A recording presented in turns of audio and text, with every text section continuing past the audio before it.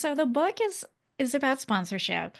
But I think one thing you're pointing to is the fact that in reality, I think of this book as like my diatribe against networking. I've had enough experiences to know that when I walk into a room, people are probably not going to pay attention to me, and that makes me sad, right? Like that people have essentially decided that I'm not somebody who's worth getting to know.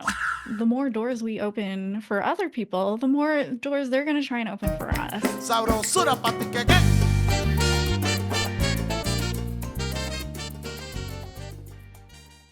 Hola everyone, this is Pam de Café con Pam, the bilingual podcast que comparte nuestras historias sin censura and totally unmuted.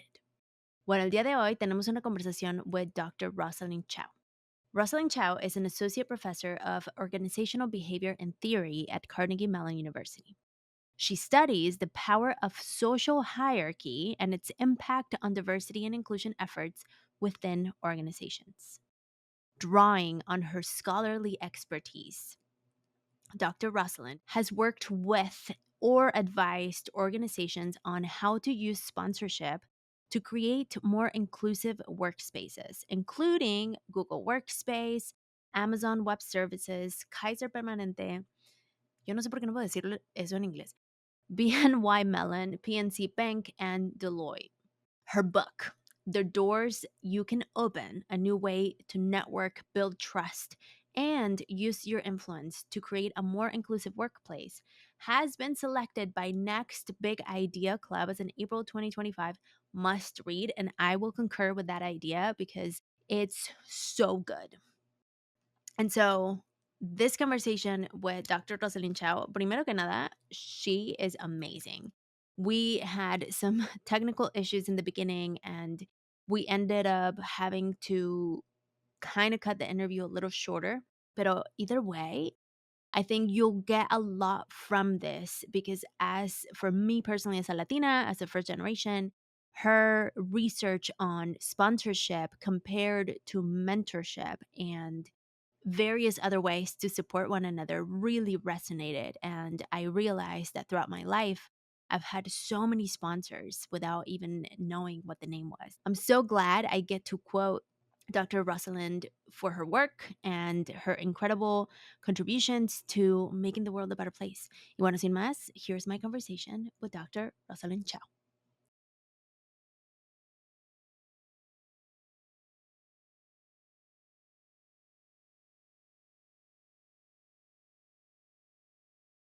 So, the first question we always ask is, what is your heritage?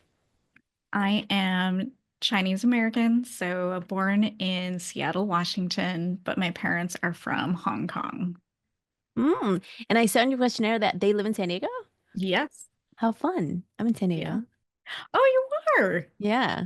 Oh That's man, we awesome. could have done this in person. I'm going next week. Oh my gosh. Well, maybe we can do a follow-up since we only have 30 minutes after all the technical difficulties. So you grew up in Seattle. Talk to me about that time in high school when you realized when meritocracy came into your radar because you were studying and you were making an effort, but that didn't necessarily mean that you were going to be seen. Tell me more about that. Yeah, so, well, one correction. So I was born in Seattle, and then I actually, my parents moved to North Carolina for 2 years, and then we moved to San Diego when I was 4. So I did grow up in San Diego, but there Fun. were a few steps in between there. Um, It's a so I big went, jump between like country wise. yeah. I mean, I don't remember any of it, but Fascinating, fascinating how like immigrant parents like tend to move places like big moves. Yeah, we could talk about that too. Yeah. So, so I went to high school in a very, I mean, I grew up in La Jolla, which is a Okay. very nice part of San Diego, right? Tends to be very wealthy. My parents did the whole thing where they moved from another neighborhood to go to make sure that we would go to the public schools there. Um, and I did well. I mean, academically, I was a good student, had those immigrant parents who really like emphasize the importance of academics and achievement. And I did reasonably well for myself. I was in the top like 20% of my class, maybe 10, depending on how you want to think about it. But anyway, it doesn't ultimately it doesn't matter because the experience that I had was like if you weren't in the top 5%, Mhm. you didn't get any of the things. Um, Top 5? I mean, I got things, right? Obviously, I got into a good college. I've been successful, but at least when I was there, it was treated like you were not anything special unless you were like the top of the top. Wow. And I was friends with people who were at the top of the top, and I saw how we were not treated the same. Um, and this is how you get people who, objectively speaking, get Hmm. really great life outcomes, Yeah. but still feel like they've been disadvantaged in some way, right? Or that they've been, that something that they were kind of entitled to was taken away from them. So I realize now what an incredibly privileged sentiment that is. But when I was in high school, it was a really foundational experience for me that I could work as hard as I could achieve a lot, I could fulfill what I considered to be like my side of the contract, but I didn't get the psychological um benefit of being successful. Mhm. Um, and it put me in a dark place, I would say. Mhm. Did you have a conversation with your parents? How did you overcome it? I don't know that I had the words to talk to my parents about it. They knew that I was really unhappy. And in Asian culture, mental health is like not something we talk about. I mean, Latinx. Yeah. But it We're was sent to go clean. right. Like your parents are like, "What do you mean you're depressed? Go clean your room." I mean, I think it was striking enough that my parents actually supported me going to go see like a professional. I ended up getting on medication, which, you know, in retrospect, I really respect my parents for being willing to support me in that. Yeah. Because I know that this was a step they probably would never have taken for themselves. And I can't remember who brought it up, um, or how it even came about. I mean, obviously they had to have set up the appointment for me Mm, because I was a minor, but but yeah. So I ended up getting help for that. But yeah, it was not a fun time. for sure. How was the conversation with your friends, with your peers? There was a moment where I think I kind of lost it when I was at school. I had taken this textbook back to the library to return. Um it was a very expensive textbook, and at the beginning of the year you're supposed to check the textbook to see if it's been marked up. It's kind of like when you rent a car, you're supposed to walk around it first Mm-hmm. to make sure that there aren't any like there's no damage before you take it, or you note that it's already there. And I think I probably did not do that, being a young person who doesn't know any better. And so when I tried to return the textbook at the end of the year, the head librarian was basically like, "Look at all these parts that are marked up. You're gonna have to buy this textbook." And I was like, "But we didn't even cover those chapters. Like, you can ask my teacher. Like, we didn't even we didn't cover that." And he was like, I don't care. You are returning a damaged textbook and it's your responsibility and you're going to have to pay for it. And I was just so distraught. Mm. I felt like he was taking advantage of me because it was a textbook that was clearly very well worn. And I was just like, this guy's just trying to make me pay for this textbook that they were going to throw away anyway. Um, Yeah. but also, like, come on. Like, why are you taking your or you're exercising your power in a situation where like you could have a little bit more compassion? Mm-hmm. And also, I'm a good kid. Like, it's not like yeah. Anyway, I was so upset. I was crying. There was a parent who was helping with the check-in process, and she was like, "Oh my gosh, she offered to pay." And I was like, "No, I can handle it." Uh, so I paid, actually. I don't know why I had my checkbook on me, which I'm just kind of like, one, who, like, what teenager Right. has their checkbook on them? What teenager has a checkbook? Like, I don't even understand. But anyway, I ended up going back to the Central Plaza for the high school, and I was like, well, this book is mine now. So what am I? Oh, I'm so mad. I took the book and I started smashing it on the building. I just took it and I was just like going to town, just like cursing. I was so upset that I don't know. It was like I said, it was a bad time. So I think my friends, I remember there was a girl who watched me and she's like, "Thank you for doing the thing that we are all feeling right now." Okay. Nice. But I don't know that I articulated the source of my unhappiness to my friends. They Mm. knew that I was unhappy, but being a teenager just stinks. Like Yeah. in so many Period. ways, right? Yes. Yes.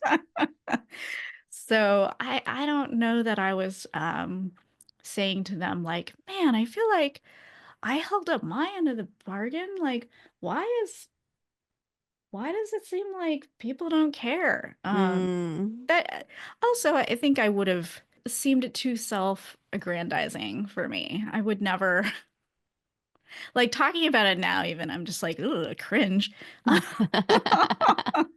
You don't know what you don't know. But that was how I felt. So Yeah, yeah, yeah. And so, given that I live in San Diego, and so I know La Jolla is like fancy, and did you notice a difference between your peers and how they were treated and the access? Because in the book you talk about access. And so at that point, like looking back, did you notice already the differences between your, I was gonna say colleagues, but they're not colleagues in high school, your my classmates. your Um, classmates and you? oh, absolutely. I mean, yes, but for different reasons. So, so I mentioned I moved to San Diego when I was 4, but I didn't actually move to La Jolla until I was like 10. Mm. And I had been thriving in my elementary school, in the earlier one. I lived in San Carlos. And when I moved to La Jolla, I will give credit where credit is due. Like the girls there tried to include me. At the very beginning, one of them was like assigned to be my friend.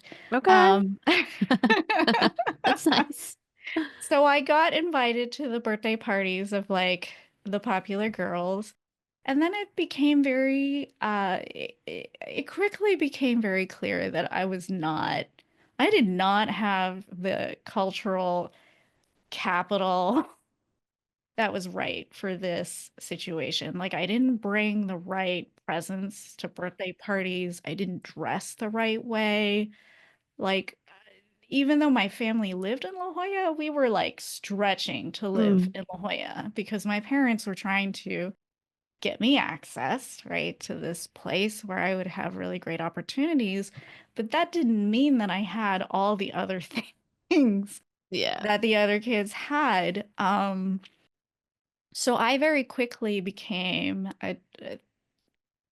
I mean, sure, I was bullied when I was there. It was like I would say I had a pretty rough time of it.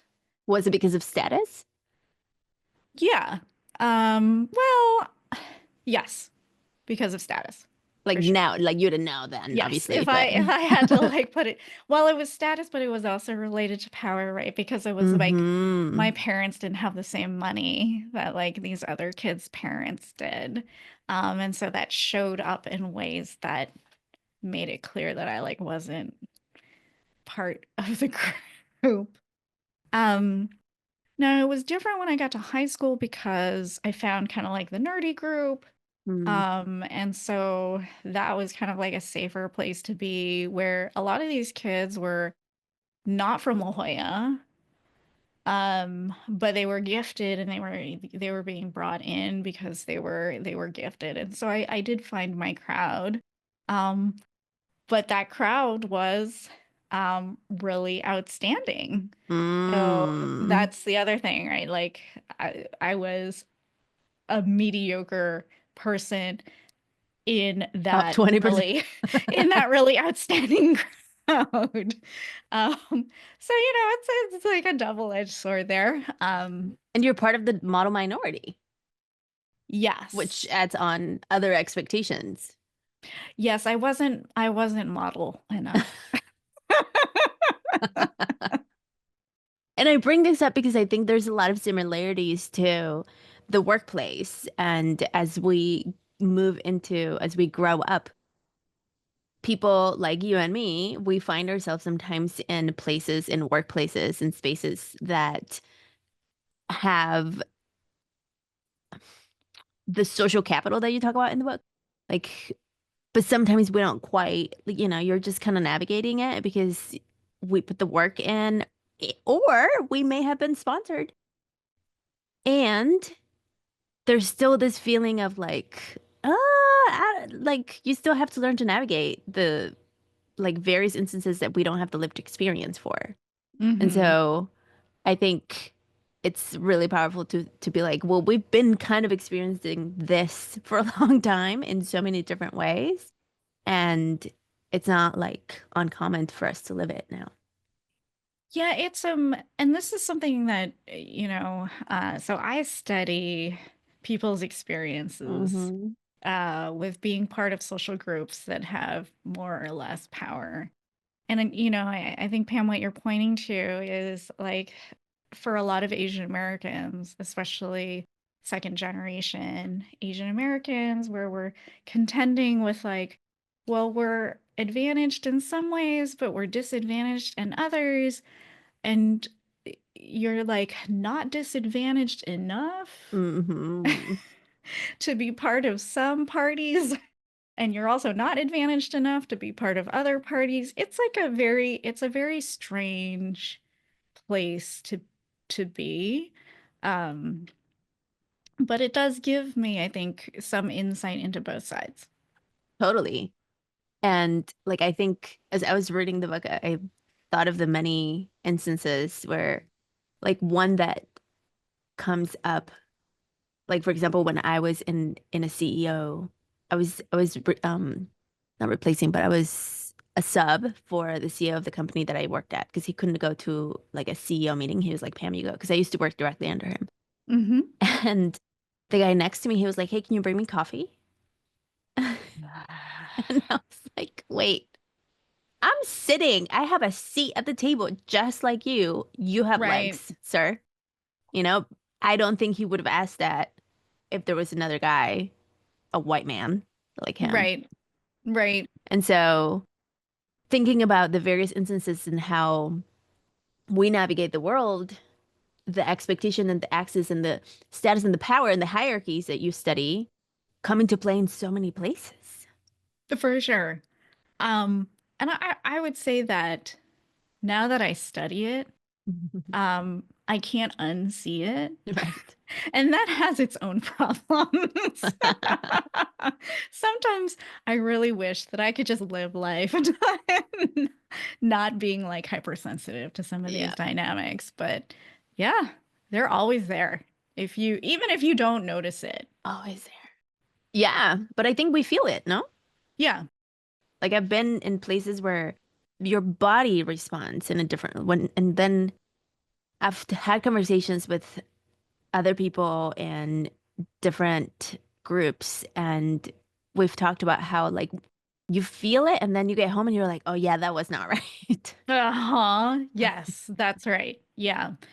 Yeah. And when you're in high school, I don't, we did not have, I think high schoolers now actually have more awareness of some of these dynamics, not necessarily in a way that's like helping them though.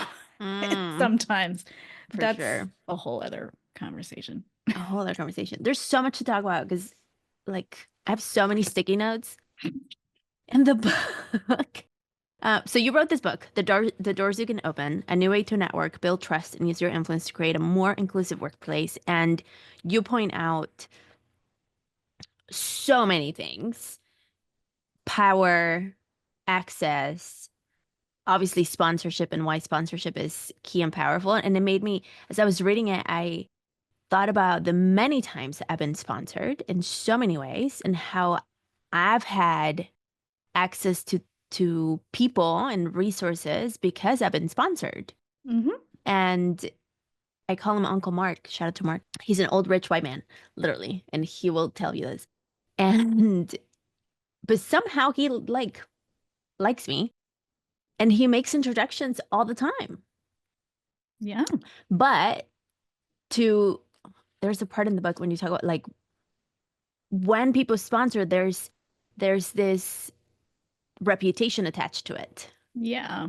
And so it's not the let's talk about not just expecting to be sponsored, also responding to the sponsorship and showing up for it.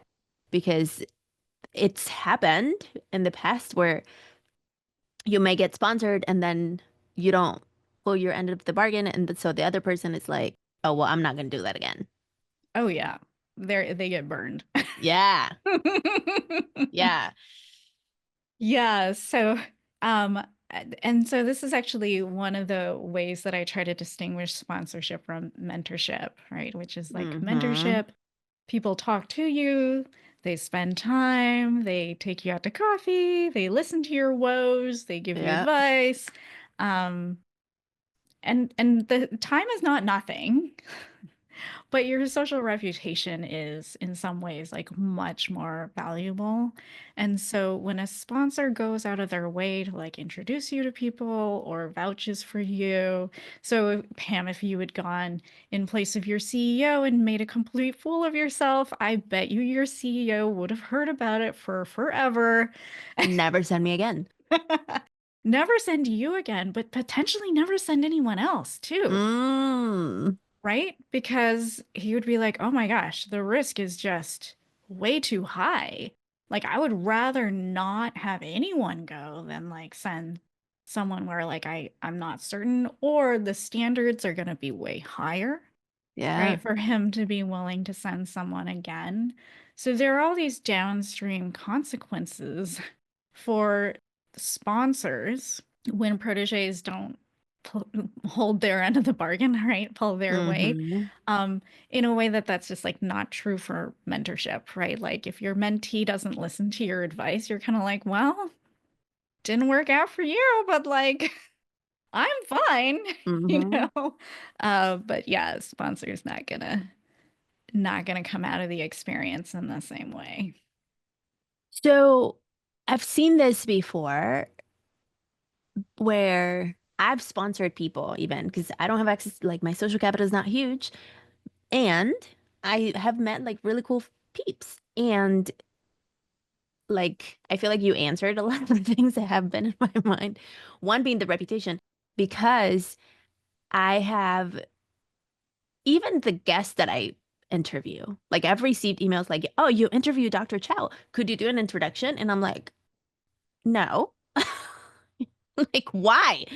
And so like there's no like I don't know because my reputation is now I know this. Yes, Like that's why would right. I do an introduction because like just because you asked me and this is Right. someone who I don't know, right? Like there's Right. no I don't And then know I'm what you're like, going to do with oh this introduction. man, I got an email from Pam. Correct. Correct. So there's like science to this.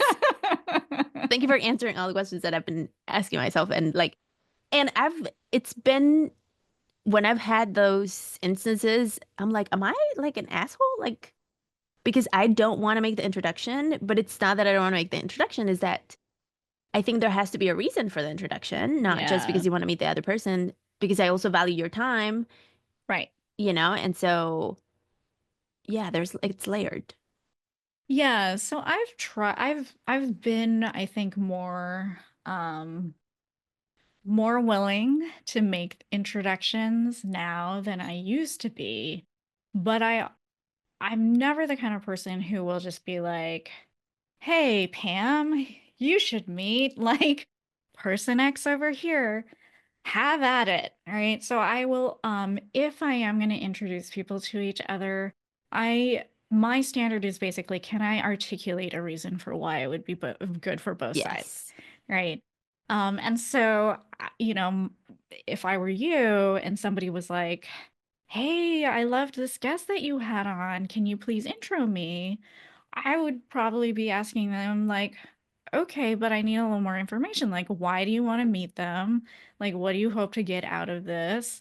Um, and like 9 times out of 10, people won't respond to that because for them, like making the ask is very little effort. But then when Hmm. you ask for follow-up information, it's like more effort than they actually want to give. So that's like Hmm. a very easy way to just Hmm. like screen out people who are not serious. But and also if they can't articulate Totally. why, like Yeah. you're just like, no. I had a specific person that asked for an introduction with a guest that late, like after our talk, we actually became like colleagues. I wouldn't say like best friends, but Uh-huh. we have a relationship. And this person asked for an intro, and I said, let's talk about this. Why do literally that? Why do you want the introduction? This other person is really busy. And so Right. I want to make sure that if I do the introduction, there's a reason, like you're gonna have substance there. Right. And as you give me your pitch, I'm gonna send that to them first to see if they want to meet you. Right. Because Yes. otherwise I'm not just gonna knock on the door and be like, hey, I brought a guest, you know? Yes. And Yes. so and this was an actual conversation with this person, and she was like really gracious about it. And actually, she understood. And she was like, thank you for being clear about it. Let me Yeah. think about why I want to meet this person. I don't just want to have them in my Rolodex for the young people. It's like on my address book, I guess. My contacts. Yes. Yeah. And then we both decided that it wasn't the right time. Good. And Yeah. so, but we had to have the conversation. And so Yeah. I think that clarity, thank you for pointing it out, is key to then being like, is this the time or maybe we need to wait about it? And I actually think, Pam, this is like also a great example of how you can titrate Mm, how much you want to sponsor someone because you're right. There's a version where you just jump straight to introducing the two of them. yeah. Um, or you can, in a way, like ask permission, right? Especially if there's one person who is more powerful than Mm-hmm. the other and they have like more limited bandwidth in terms of time, for you to ask them if they'd be willing to entertain an introduction is actually a way of showing respect for them. So that's, yes, you can either be like, sure, I'll sponsor you, and then you send the email and that's how you get to, wow, it's Pam again, I can't. Right. Like, versus you sending an email and being like, here's this person who's interested in speaking with you. I'm not sure. Like, I think it could be a good fit, but I don't necessarily like want to make any promises about it, you know? I'll let you decide like how you if you'd like this to happen. And so you give them a little bit more agency, and that's just Mm, like a little bit more respectful. totally, totally. Let's talk about something we all deserve: financial empowerment. Whether you're tackling debt, planning for retirement, or starting that dream business, navigating your finances can feel overwhelming. But it doesn't have to be, thanks to Savvy Ladies. Savvy Ladies is a nonprofit organization dedicated to helping women like you take control of your financial future. They offer free resources, webinars, and my favorite, a free financial helpline where you can connect one on one with trusted financial experts. And yes, it's completely free. Whether you're just starting your financial journey or need guidance on a specific challenge, Savvy Ladies is here to provide quality and trusted advice you can count on. So why wait? Visit savvyladies.org today and connect with the financial helpline to get the personalized support you deserve. Your journey to financial independence starts here. That is savvyladies.org.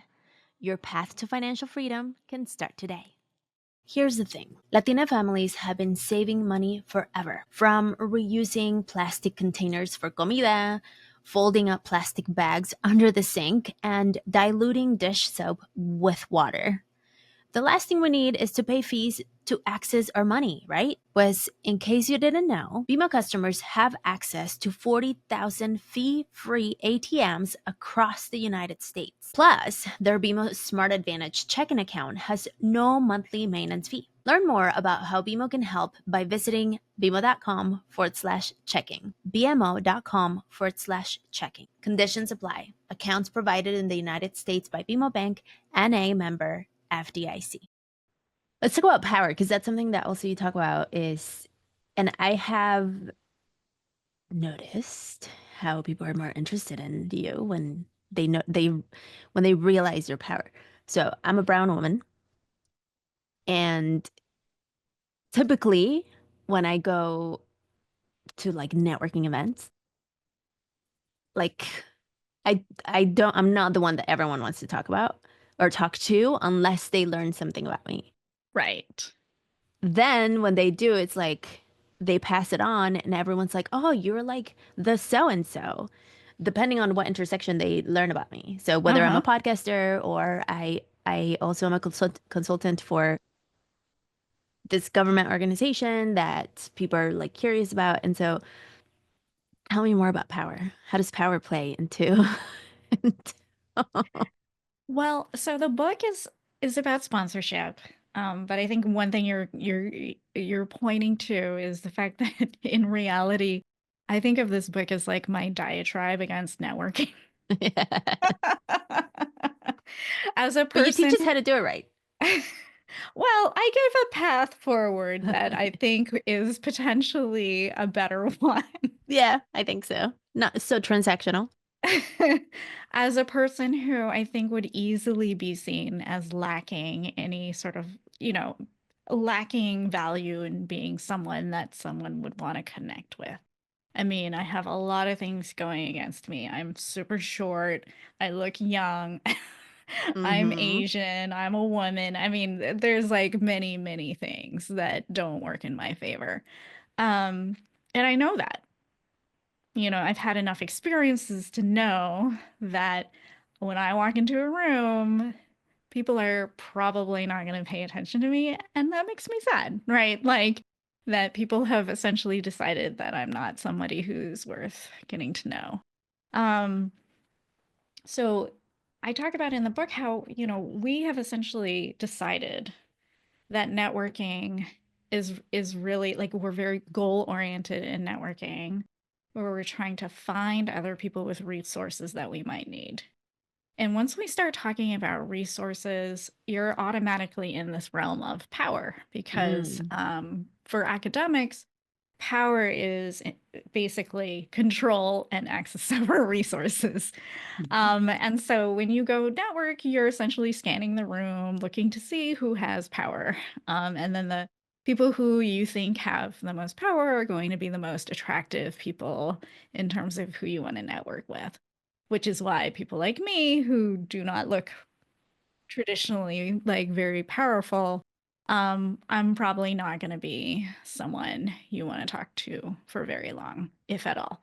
Um, I love those times when you like stop someone and they're talking to you, but they're like clearly scanning around. Yes. I Ugh. just, that's my favorite thing because then I just call them out on it.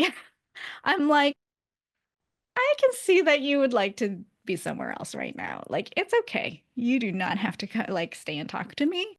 And I'm just queen awkward, which is probably another reason why people don't like networking with me.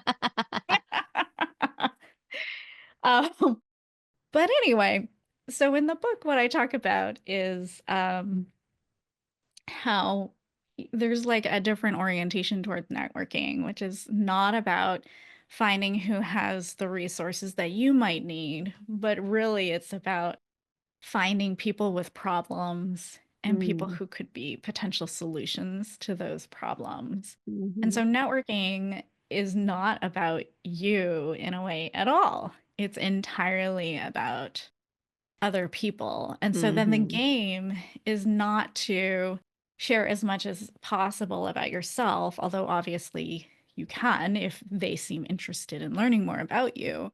But it is actually about how do you get really high quality information from other people about themselves so that you can say, hey, I know this podcaster, Pam, and I think you would be a really great person to like be on her show, or you should talk with her. And then, of course, then I would have to come back to you and be like, Pam, Yeah. this person wants to meet with you. Is that okay? Yes. Yeah. I like the podcaster thing is like when I'm at networking events and they're like, "Oh, you're what do I need to do to be on your podcast?" And I'm like, "I don't know. I don't like why would I want you on my podcast? Like just tell me more about you first."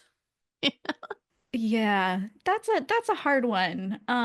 So this is why I hired a PR firm, Right.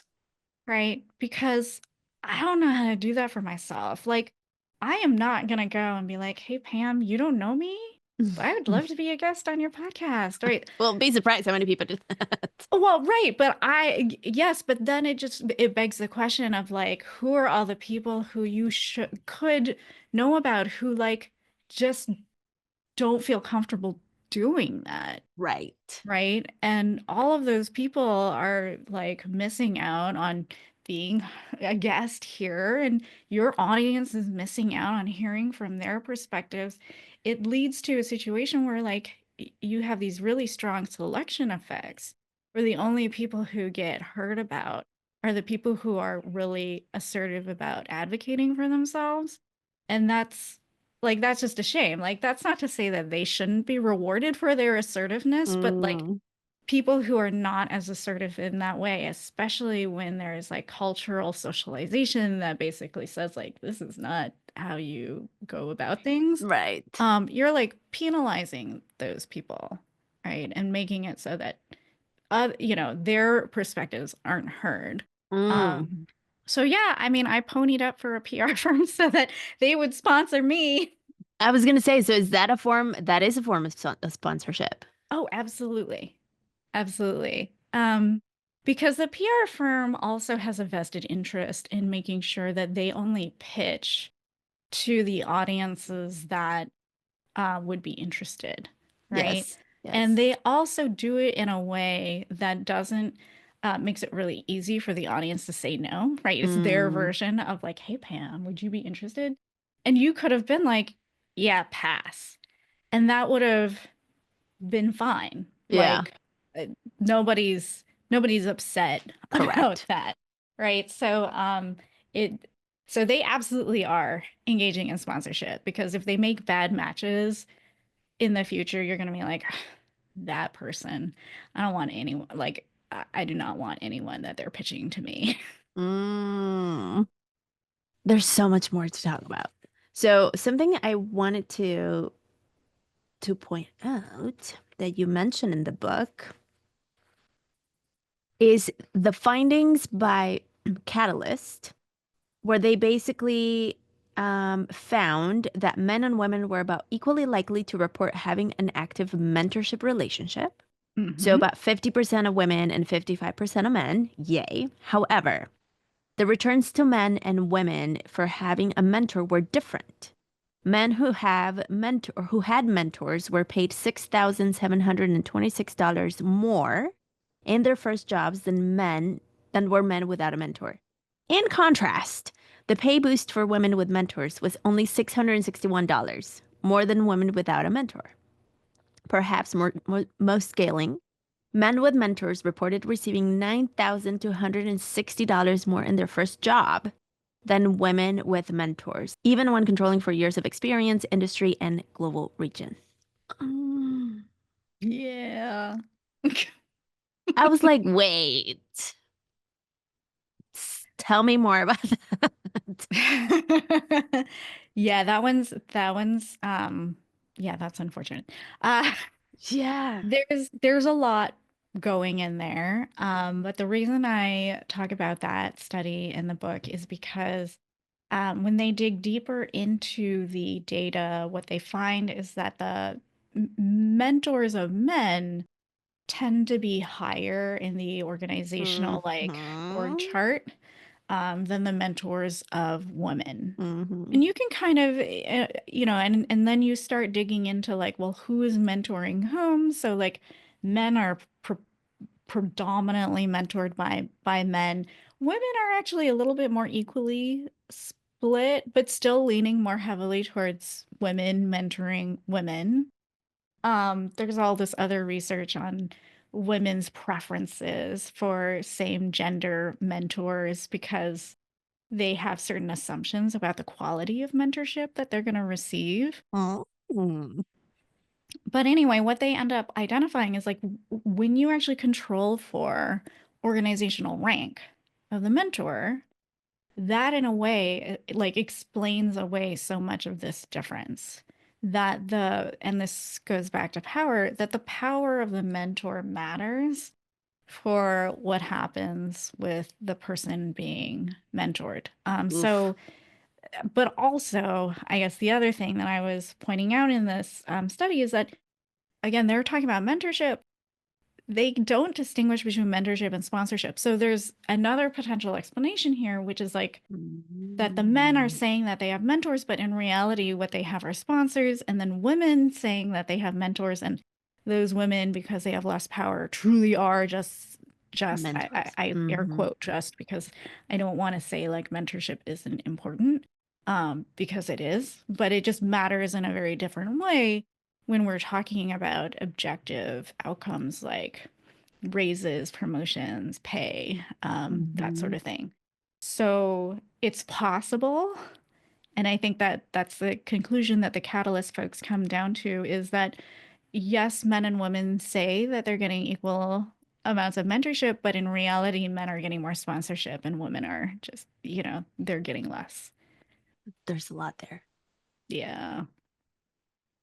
It makes sense. I'm thinking about like when I was in corporate, I'm like, yeah, there were like two women.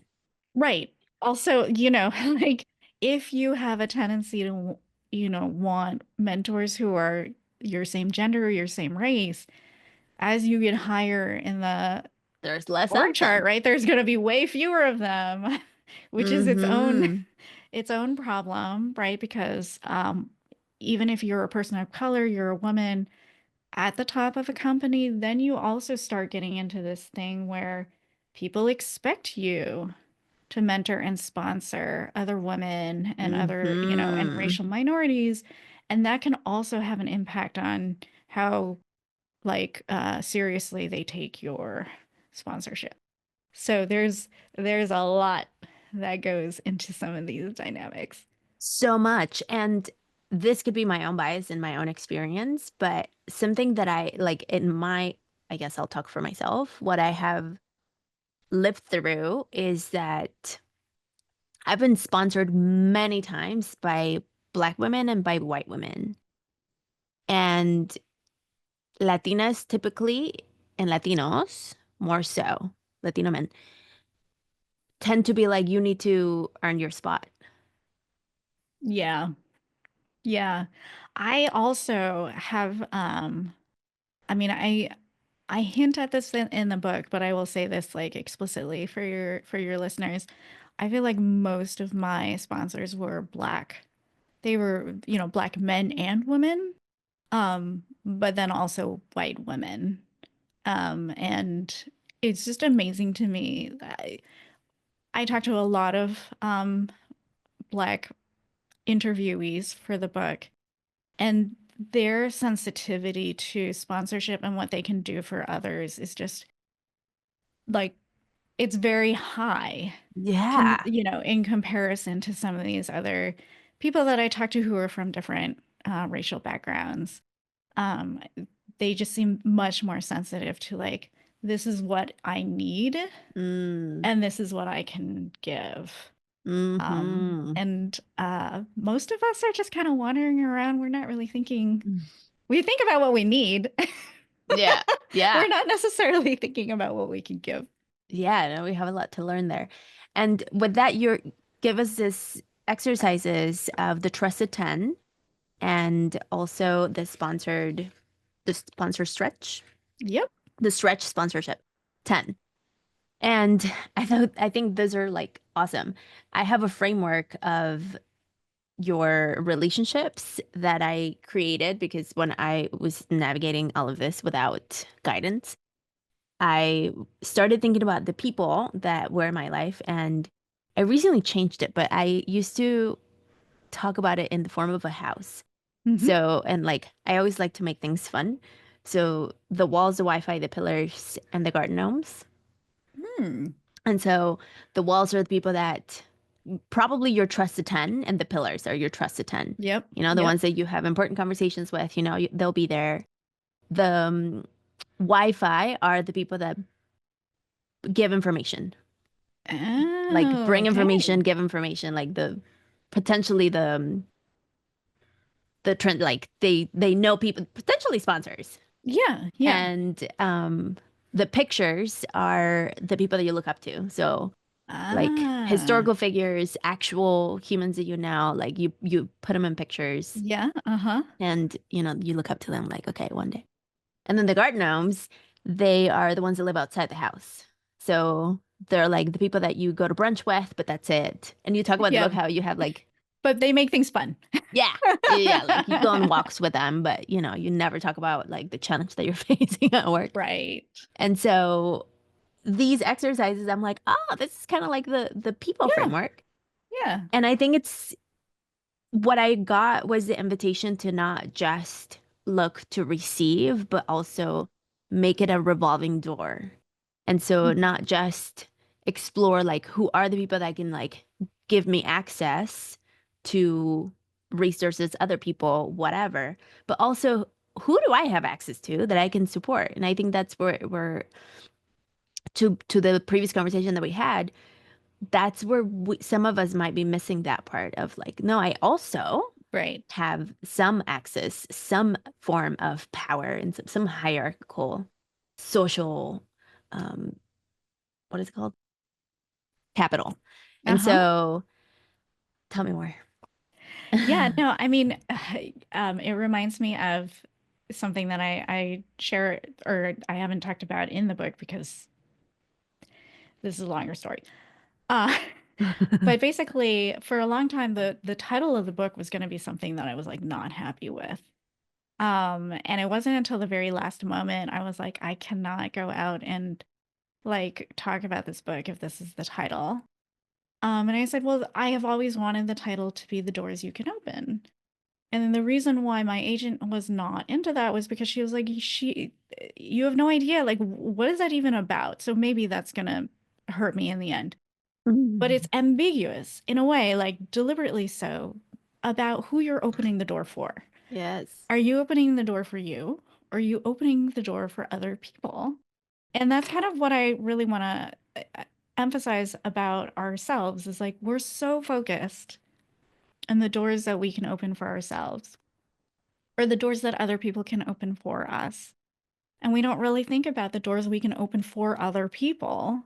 And also that the more doors we open for other people, the more doors they're going to try and open for us. Mm-hmm. And so maybe a lot of people I think are like, well, let me get into the position of power and then I can start opening doors for other people.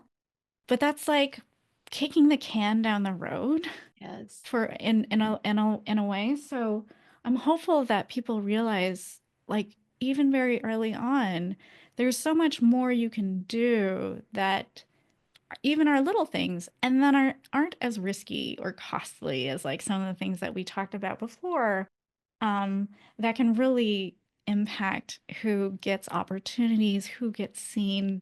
And it is a long game. Like Mm-hmm. the approach in the book is definitely a long game, but it is this idea that the way that you can get ahead is by being known as someone who opens door for other people. And people like people who give other people opportunities. Mm-hmm. We're socialized to respect and admire people who are really like giving in that way.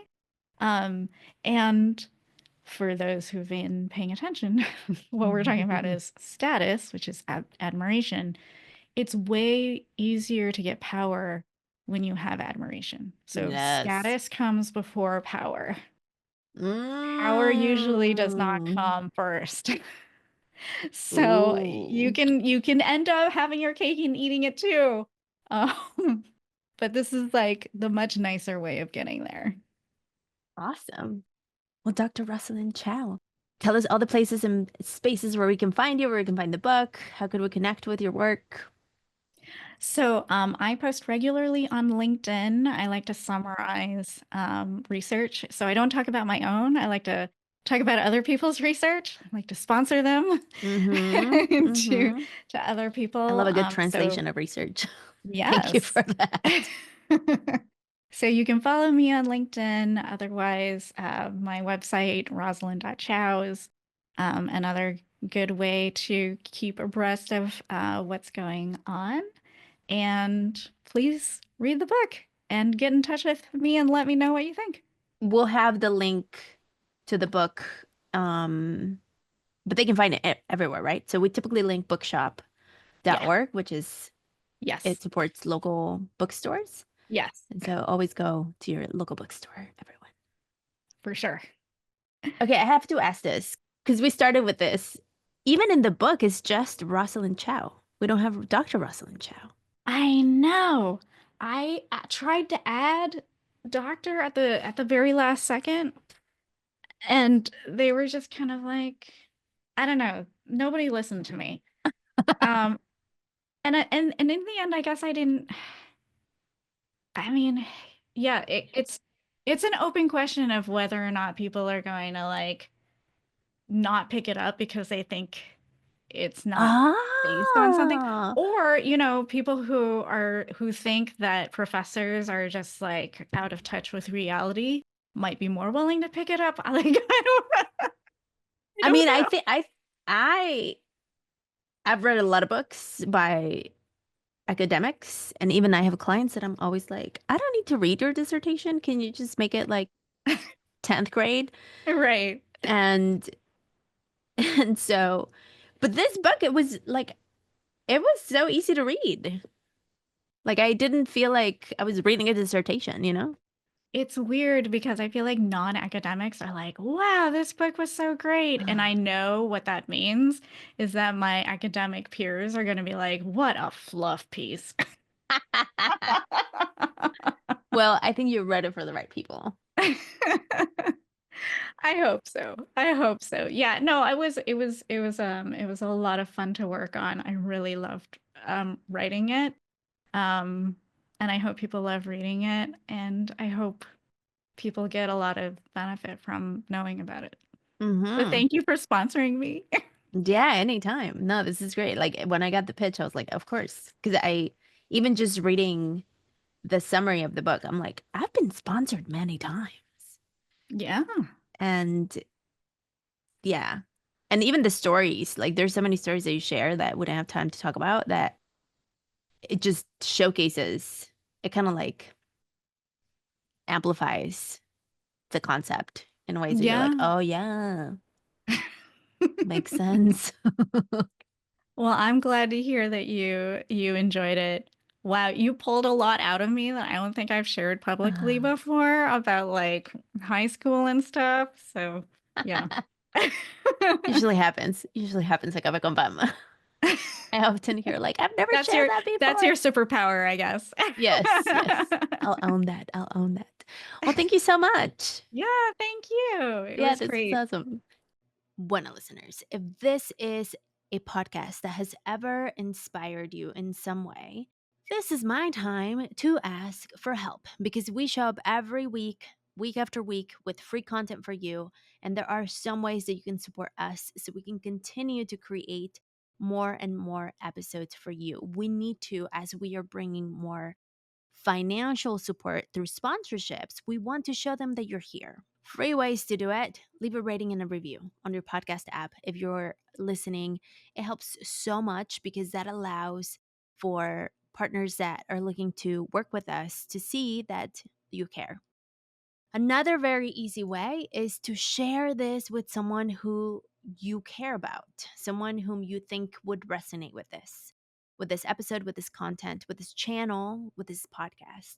Of course, subscribe on YouTube is something that also helps. We're looking to get to our 500. Help us get there, please do. There are other paid ways if you feel called to support us. There is the Supporters Club for only $5 a month. You get exclusive content, you get ad-free episodes, which is the biggest draw into being a part of the Supporters Club.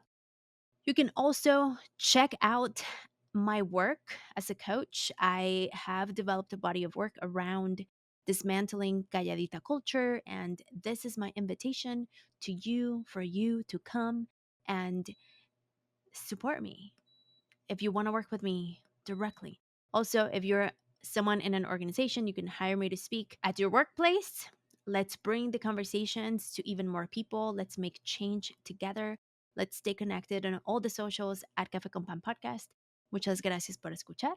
Nos vemos pronto y sigue brillando. Sabrosura pa' ti que